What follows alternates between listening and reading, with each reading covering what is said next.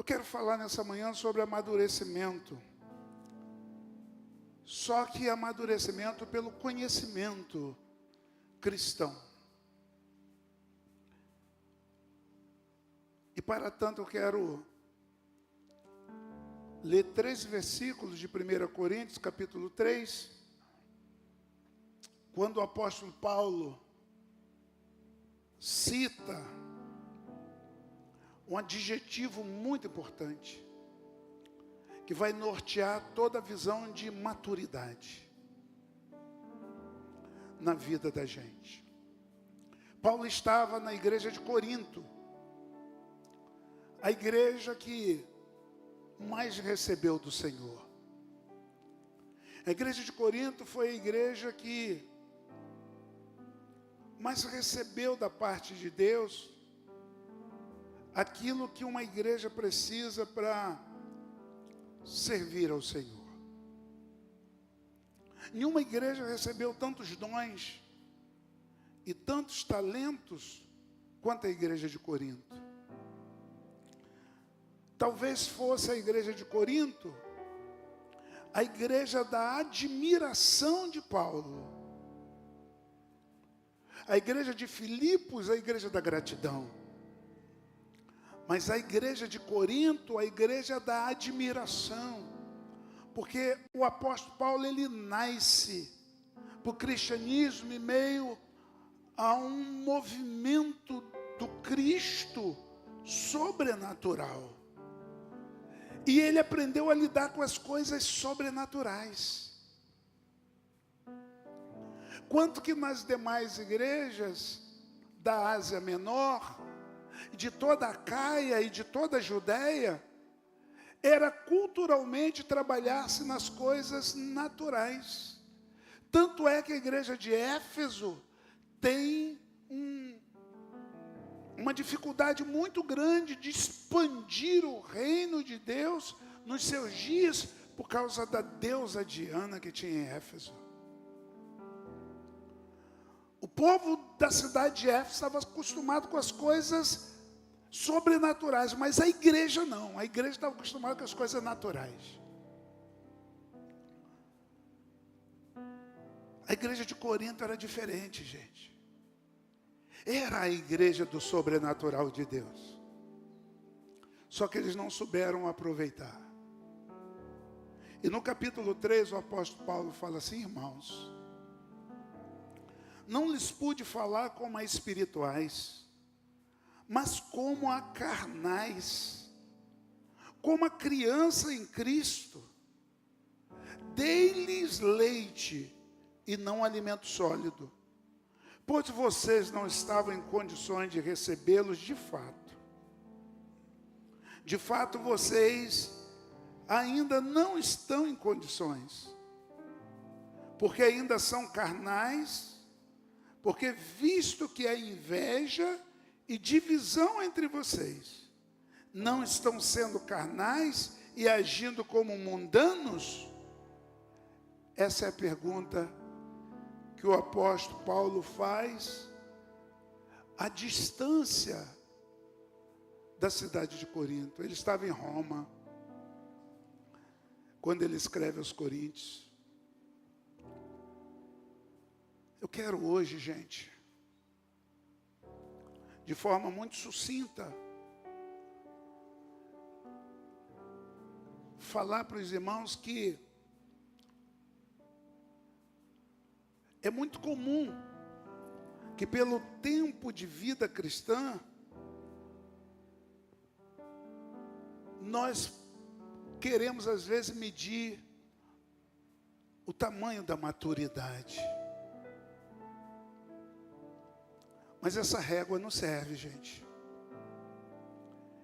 A régua do tempo de vida cristã, do cargo que tem na comunidade de fé, até mesmo de alguns grandes líderes religiosos, como pastores, mestres. Isso também não é régua para se medir a maturidade. E a maturidade é algo tão necessário para que cristão se transforme num verdadeiro discípulo de Jesus. A língua portuguesa, ela tem como expressão mais forte, dentro de qualquer frase, o seu verbo.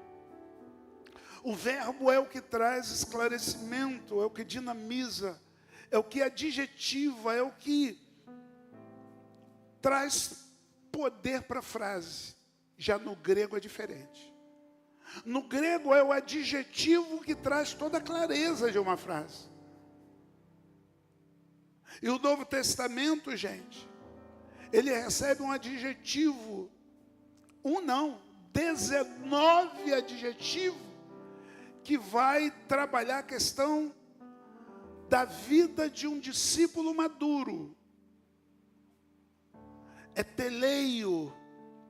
A palavra teleio, ela tem a expressão, a linda expressão, ou trilho de expressão, melhor assim dizendo, de bebê. Menino, Paulo fala isso aqui no texto, vocês não teleio, vocês ainda são bebês na fé, meninos na fé. Em 1 Coríntios ele vai dizer de novo, vocês são teleios. Quando eu era menino, quando eu era teleio. E essa palavra, esse adjetivo, essa expressão, vai trabalhar no trilho de bebê, menino, até a maturidade.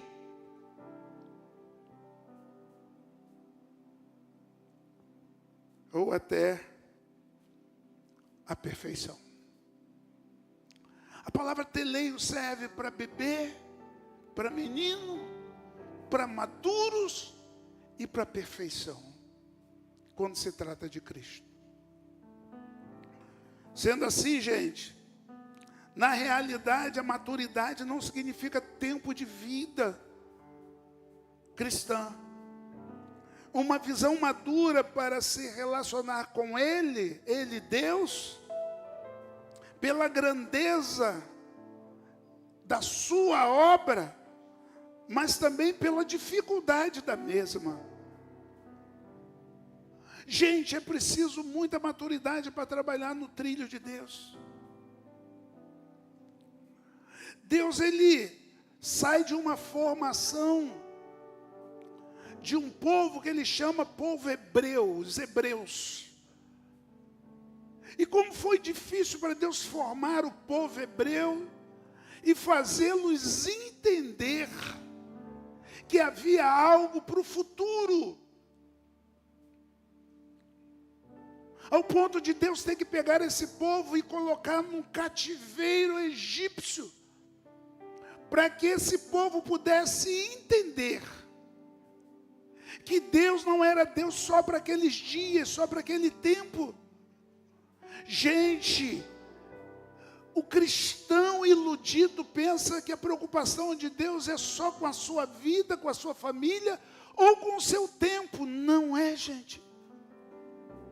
Às vezes Deus coloca a gente num cativeiro por causa disso, por causa desse entendimento imaturo.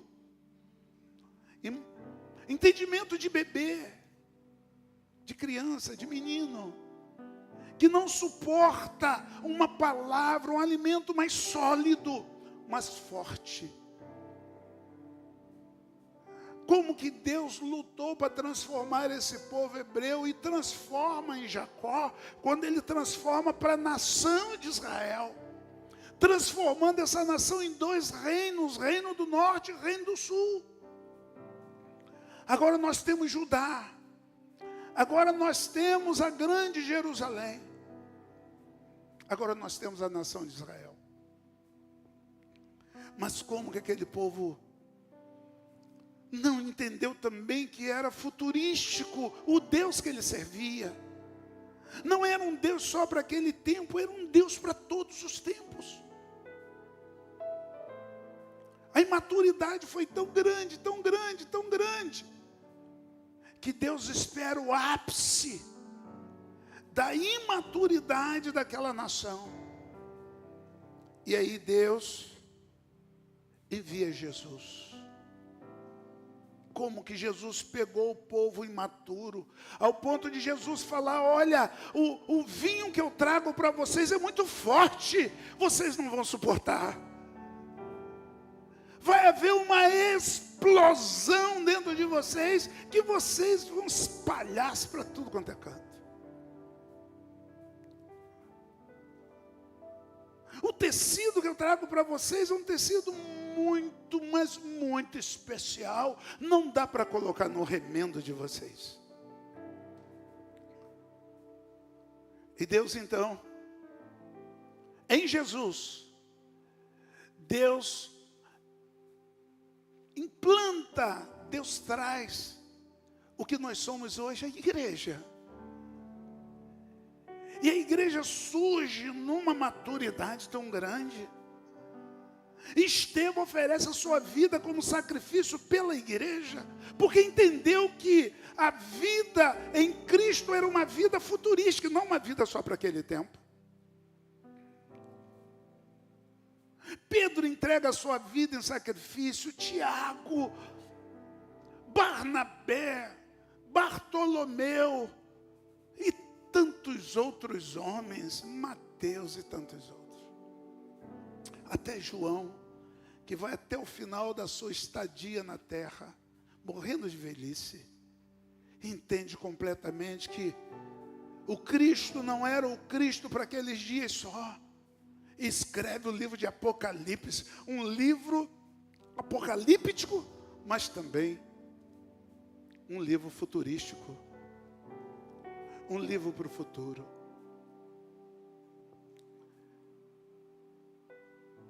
Sem a busca da maturidade, gente, ninguém vai conseguir entender a grandeza e a seriedade dessa obra.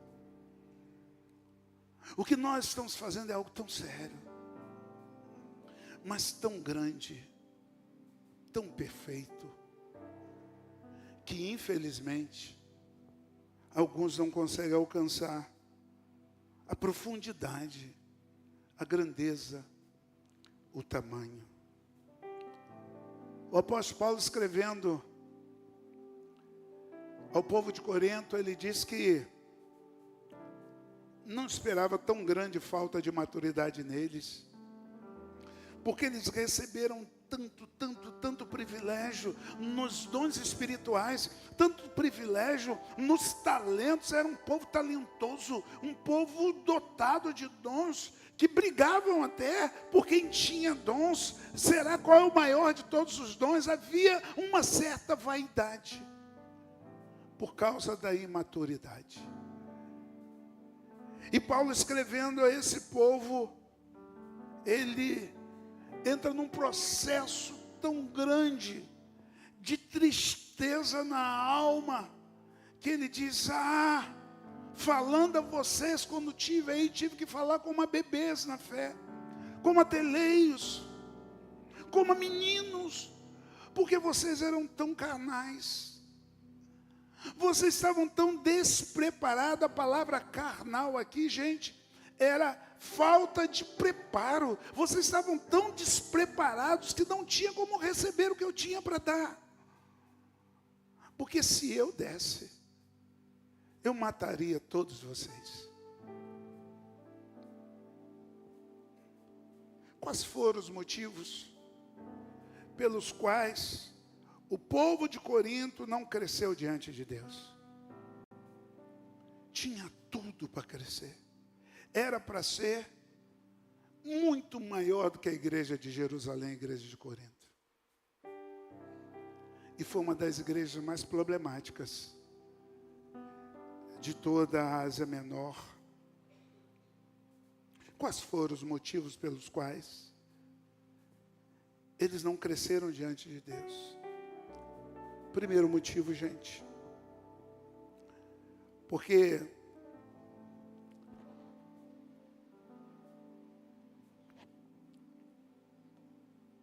aceitaram a divisão no meio deles.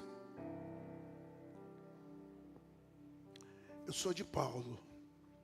Não, Eu sou de Apolo.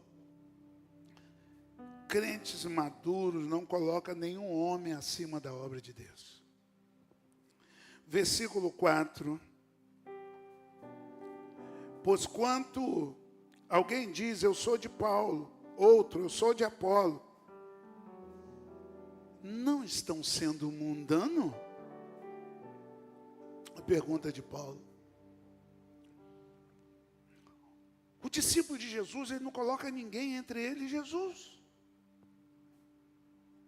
É Jesus e o resto. É a obra de Jesus e o resto, gente. O discípulo de Jesus, ele não coloca nada, nem dinheiro, nem poder, nem a pessoa que ele mais ama. O discípulo de Jesus, ele não coloca filhos, pais, ele não coloca modelo de governo do país, ele não coloca governante, ele não coloca time de futebol, nada entre ele e Jesus. Entre ele e Jesus não tem nada. O coração dele está dentro do coração de Jesus, e Jesus está dentro do seu coração. Esse é o verdadeiro discípulo de Jesus, que vive tudo que vive, sem colocar nada entre eles. Esse é o verdadeiro discípulo de Jesus. Só meninos, só crianças, só bebês na fé, coloca algumas coisas entre a missão e Jesus. Deixa eu falar uma coisa para os irmãos. Uma das coisas que tem mais infantilizado o povo de Deus nos dias de hoje é a restrição dentro de uma margem de adoração.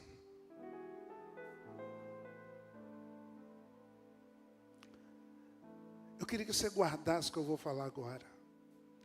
Não há adoração sem serviço. Eu vou repetir para que você nunca mais esqueça disso.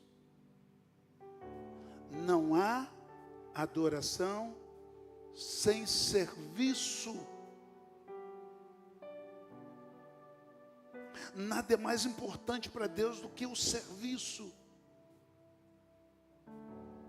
O serviço cristão é o que mantém o discípulo vivo.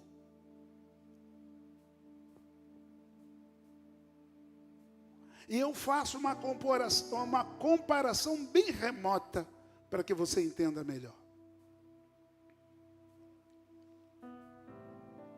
Bem remota. Se você pegar um jovem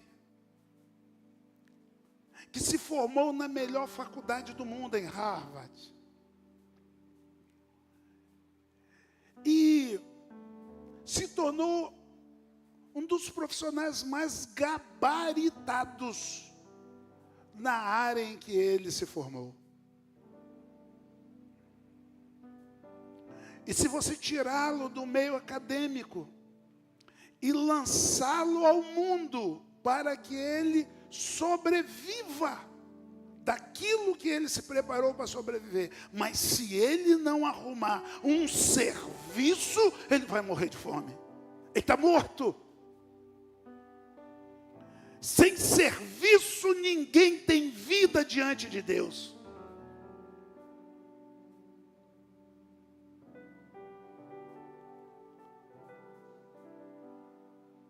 Por que vocês aceitaram a divisão no meio de vocês? Essa era a agonia do coração do apóstolo. Por que vocês olharam para mim? Por que vocês olharam para Apolo? Por que é que vocês não olharam para quem dotou vocês de dom? e de talento. Por que é que vocês não olharam para Jesus? Por que que vocês tiraram o olho dele? Segundo motivo pelos quais o povo de Corinto cresceu ou não cresceu diante de Deus e diante do seu tempo, havia muito pecado no meio da igreja. Imoralidade sexual, capítulo 5. Casamento aberto, capítulo 7. Idolatria, capítulo 10. E havia mais um monte de pecado, em que a igreja tratava com tanta normalidade, com tanto, às vezes até com uma certa adoração. Por exemplo, quando no capítulo 7, o apóstolo Paulo diz assim: bom é que vocês se casem. Quando o assunto sobre os quais vocês escreveram, é bom que o homem não toque em mulher, mas por causa da imoralidade, cada um deve ter a sua esposa, e cada mulher o seu próprio marido. Parece que Paulo está falando de casamentos abertos. Os irmãos acham que isso é novo? A impressão é que o apóstolo Paulo está falando de gente que tinha 2, 3 mulheres, mulheres que tinham 2, 3 homens. Ele fala, tem que ter o próprio. Então o que a gente acha que é um escândalo hoje, já existia naqueles dias. Havia muito pecado no meio da igreja.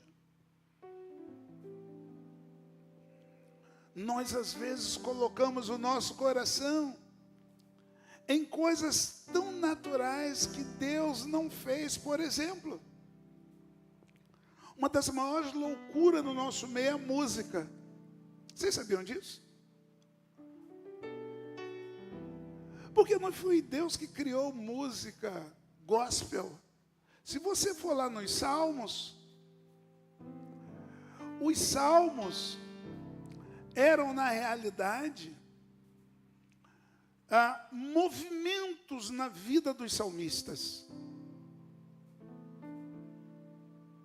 Todos os escritores do Salmo, Moisés, Davi e tantos outros, eles escreveram de coisas que viveram. Eles não escreveram coisas para vender, eles escreveram coisas que viveram. E se nós formos colocar a música gospel que nós temos hoje com a música mundana, o propósito é o mesmo, vender. Ninguém está interessado em adorar a Deus. Está todo mundo interessado em botar bufunfa no bolso.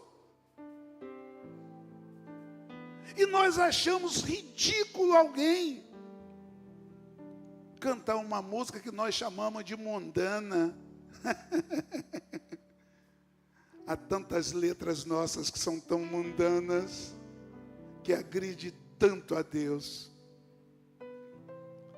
E há tantas letras das músicas que nós chamamos de mundanas, que glorificam tanto o Senhor. Elvis Presley tem uma canção que está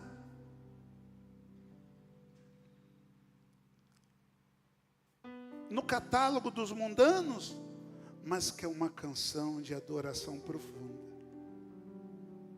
E tantos outros, inclusive compositores nacional.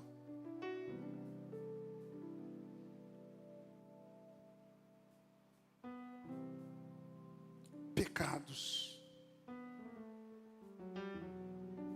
Por que a música mundana é pecaminosa?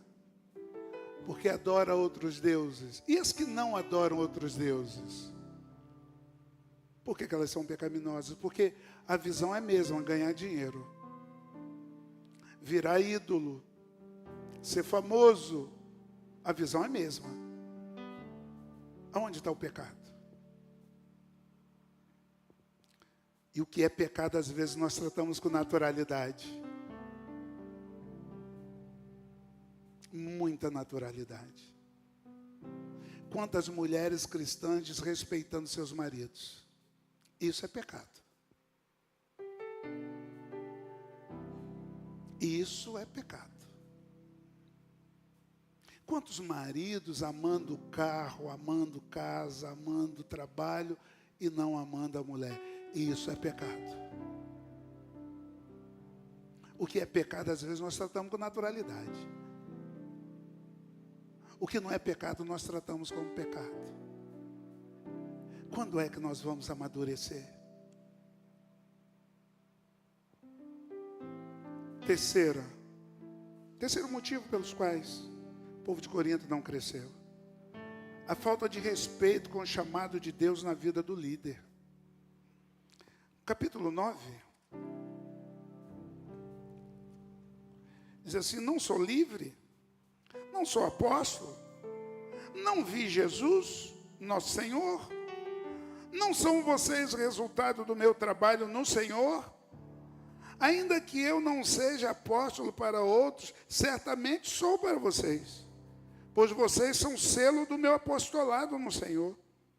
Essa é a minha defesa diante daqueles que me julgam. Não temos nós o mesmo direito de comer e beber?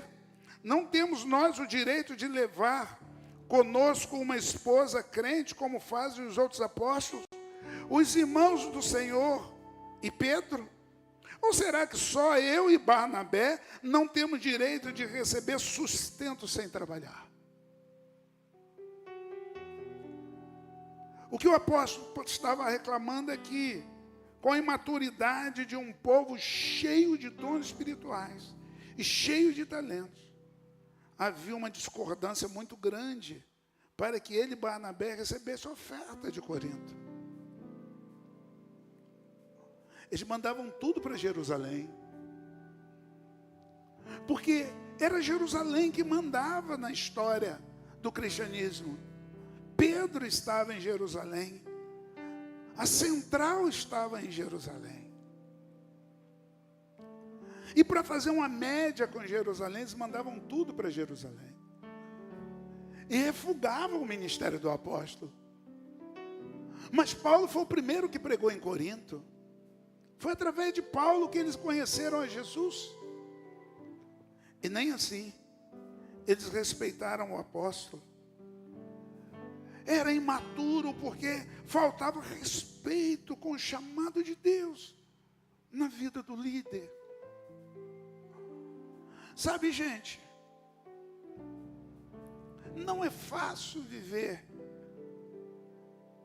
e liderar a igreja do Senhor nos dias de hoje. A igreja de Jesus nos dias de hoje, ela se alegra, ela se alimenta só com as reuniões de comunhão. Deixa eu falar uma coisa para os irmãos aqui, que eu aprendi há tanto tempo, e depois que eu aprendi, eu nunca mais duvidei. Comunhão sem serviço é um crente a mais no meio do povo de Deus. Comunhão com serviço é mais um discípulo no reino de Deus. A comunhão é maravilhosa. As nossas reuniões de célula são maravilhosas. Mas só aquilo não adianta. Só aquilo não alimenta o coração do Senhor. Só aquilo não alegra o coração. Porque Ele não chamou a gente para isso. Ele nos chamou para comunhão, sim, mas para serviço também. Principalmente para o serviço. Jesus poderia ter vindo ao mundo com 33 anos. Ele poderia, do jeito que ele sumiu lá em Emaús, na casa daqueles 2 discípulos de Emaús, do jeito que ele desapareceu, ele poderia aparecer com 33 anos, ser preso, ser morto e ressuscitar. Mole para ele. Por que ele nasceu de uma virgem?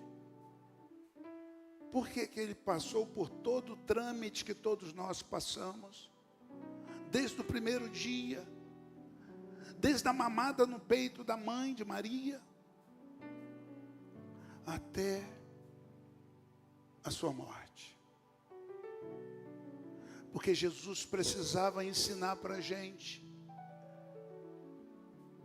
que Deus, o nosso Pai, Ele nos chamou para o serviço. Deus nos chamou para o serviço.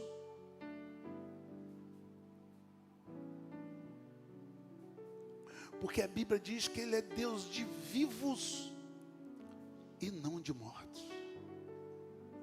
E só tem vida quem presta serviço.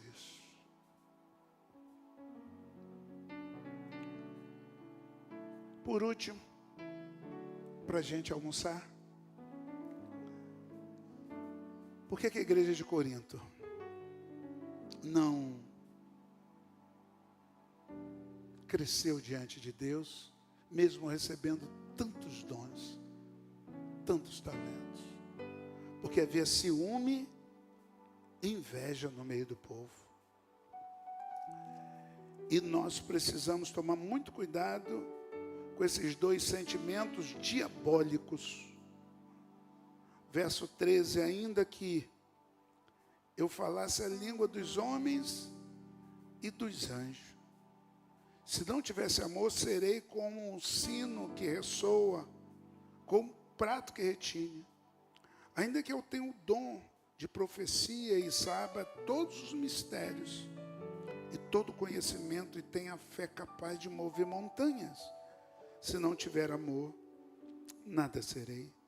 Ainda que Deus pobres tudo o que possuo e entregue o meu corpo para ser queimado, se não tiver amor, nada disso me valerá. O amor é paciente, o amor é bondoso, o amor não é invejoso, não se vangloria, não se orgulha, não tem seus interesses, não se ira facilmente, não guarda rancor. Os irmãos conhecem a história quando chega no versículo 13. Ou no 12 ele diz, agora pois, vemos apenas um reflexo obscuro, como em espelho, mas então veremos face a face. Agora eu conheço em parte, então conhecerei plenamente, da mesma forma como sou plenamente conhecido. Assim permanece agora esses 3, a fé, a esperança e o amor. O amor, o maior deles. Mas Paulo diz que o amor não é invejoso. O amor não é ciumento. Mas Paulo diz que o amor é o maior de todos os sentimentos humanos. Como alcançar a maturidade? Se nós não conseguimos nos libertar do ciúme e da inveja, como alcançar? Na visão do apóstolo, esse sentimento no meio do povo de Deus são sintomas de maturidade, mesmo que sejam pessoas de uma raiz muito grande, que nasceu na igreja, que está há 40 anos. Na visão do apóstolo, isso aqui, dentre todas elas, é a maior fonte de discórdia e de desordem no mundo espiritual. Pois a queda do homem aconteceu exatamente por causa disso. Por causa do ciúme e por causa da inveja. Concluo nessa manhã te convidando para ter uma vida muito avivada. Perdoe-me a redundância. Precisamos para nos preparar para viver uma vida cheia do poder de Deus através da maturidade cristã. Uma vida cheia da graça de Deus através da maturidade cristã. Nós estamos na iminência de vivermos dias muito difíceis. E o discípulo de Jesus, o crente maduro, ele não se preocupa, mas ele fica antenado. Ele fica antenado. Os Estados Unidos ontem bombardeou as três maiores fábricas de urânio enriquecido do Irã. Uma a 80 metros de profundidade.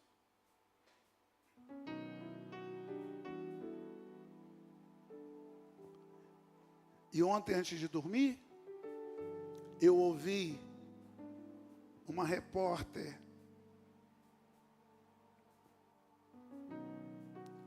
Isis Camparini, se não me engano,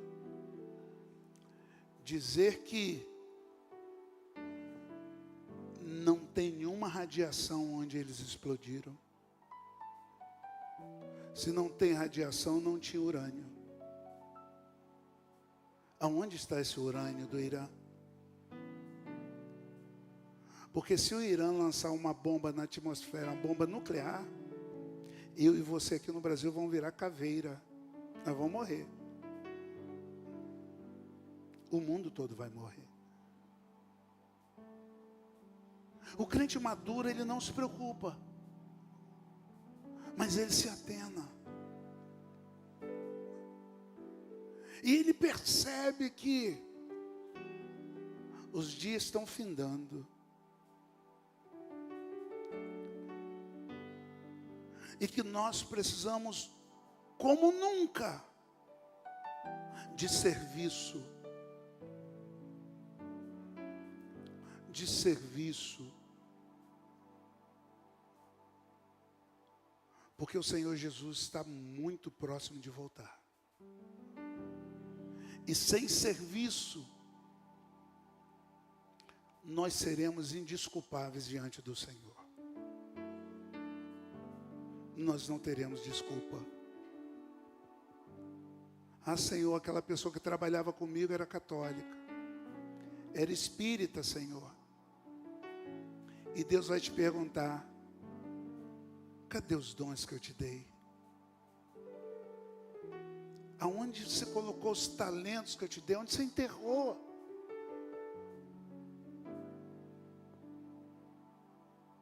Eu quero terminar com um termo empresarial nessa manhã. O termo é mudança de paradigmas. Introduzido na sociedade científica por Thomas Kuhn. Kuhn, em seu memorial livro Estrutura da Revolução Científica, os irmãos precisam ler esse livro. Kuhn diz que toda revolução científica ocorrida no planeta Terra foram bem-sucedidas a partir de quebra de paradigmas. Se não quebrarmos paradigmas, vamos continuar na rotina. E rotina é falta de quebra de paradigmas. Para Ptolomeu, o grande astrônomo egípcio do século VI, ele diz que a Terra era o centro do universo. E por 11 séculos, se pensava que a Terra era o centro do universo. Mas Corpênio quebra o paradigma e diz que não é a Terra que é o centro do universo. Corpênio, judeu, astrônomo, diz: o Sol é o centro do universo. E quebrou-se o paradigma que nós estávamos sozinhos no universo. Os paradigmas cristãos precisam serem quebrados, para que nós possamos ser maduros e nos envolvermos com Cristo, que não é só para hoje, com Cristo que é para o futuro e para todo sempre, para a eternidade. Deus nos abençoe e nos faça crentes maduros, discípulos de Jesus, prontos para servir aquele que nos serviu um dia. Porque servir é muito melhor do que ser servido. Que Deus nos abençoe e que Ele coloque no nosso coração um desejo árduo, profinco, de sermos discípulos maduros, ao ponto de entregarmos a nossa vida por amor do próximo. Do próximo. Que Deus nos abençoe. Vamos orar?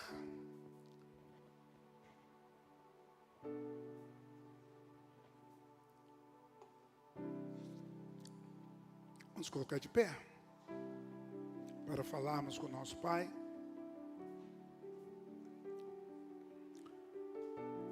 Nós te louvamos, Senhor. Nós te agradecemos porque o Senhor é um Deus tão especial, mas tão grande que a sua grandeza faz com que o Senhor caminhe conosco mesmo na imaturidade. Mesmo nós sabendo que o desejo do Senhor é nos fazer maduros, profincos, visionários, como Jesus. Como diz a tua palavra lida